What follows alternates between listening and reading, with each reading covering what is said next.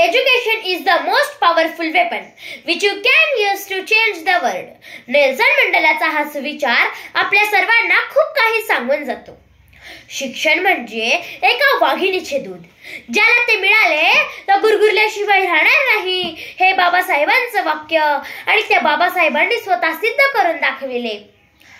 पण काय हो, हे वाघिणीचे दूध प्रत्येकाच्या नशिबी येते का? मला माहित आहे की वाघिणीचे दूध प्रत्येकाच्या नशिबी येत नाही, पण याला आजही खूप सारे कारण आहेत.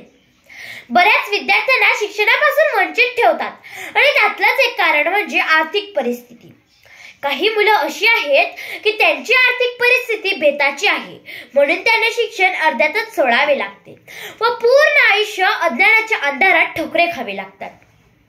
अशा गरजू विद्यार्थ्यांना शासनाकडून मिळणारी मदत म्हणजे ती शिष्यवृत्ती असते. नमस्कार मित्रांनो, मी धनश्री भरत मिस्त्री इयत्ता 8वीची विद्यार्थिनी आज आपणासमोर विषय मांडते, शासकीय शिष्यवृत्ती योजना व त्यांची अंमलबजावणी. मित्रांनो, केंद्र सरकारपासून व राज्य सरकारपर्यंत खूप साऱ्या योजना आहेत. अर्थातच प्री मॅट्रिक, पोस्ट मॅट्रिक जातीनुसार या शिष्यवृत्ती योजना दिल्या जातात. या शिष्यवृत्ती योजनांमुळे विद्यार्थ्यांना आर्थिक मदत होते.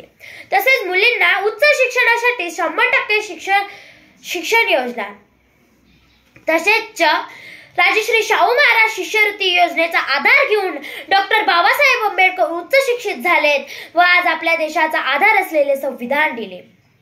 तसेच बहुतेक मुलं इंजिनियर, कलेक्टर, पोलीस, IPS असे बहुतेक गरजू विद्यार्थी आज उच्च शिक्षित झालेत.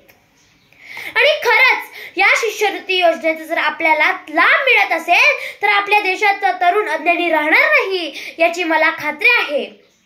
पण प्रत्येक गरजू विद्यार्थी म्हणजे काय हो, ज्यांना शिष्यवृत्तीचा लाभ मिळत नाही? मला फक्त एवढेच सांगावेसे वाटते की कोणत्या ना कोणत्या योजनेद्वारे विद्यार्थ्यांना शिष्यवृत्ती मिळायला हव्यात व त्यांच्या अडचणी दूर व्हायला हव्यात. केंद्र सरकारपासून व राज्य सरकारपर्यंत खूप साऱ्या योजना आहेत. केंद्र शासनाच्या अल्पसंख्याक विद्यार्थ्यांसाठी पोस्ट मॅट्रिक शिष्यवृत्ती योजना, महाविद्यालय विद्यार्थ्यांसाठी सेंट्रल सेक्टर शिष्यवृत्ती योजना, अपंग विद्यार्थ्यांसाठी पोस्ट मॅट्रिक शिष्यवृत्ती योजना, राज्य शासनाच्या राजश्री शाहू महाराज शिष्यवृत्ती योजना, तसेच डॉक्टर पंजाबराव देशमुख वसतिगृह निर्वाह भत्ता योजना, एकलव्य आर्थिक सहाय्य, जवाहरलाल नेहरू विद्यापीठ शिष्यवृत्ती योजना. मी फक्त शेवटी एवढेच सांगू शकते की मला वेळेअभावी पूर्ण योजना सांगणे शक्य नाही आणि मला एवढेच सांगायचे आहे सरकारला की शासनाने विद्यार्थ्यांना शिष्यवृत्ती वेळेवर पोहोचावे व त्यांच्या अडचणी दूर कराव्यात. एवढे बोलून मी माझे 2 शब्द संपवते. जय हिंद, जय महाराष्ट्र. धन्यवाद.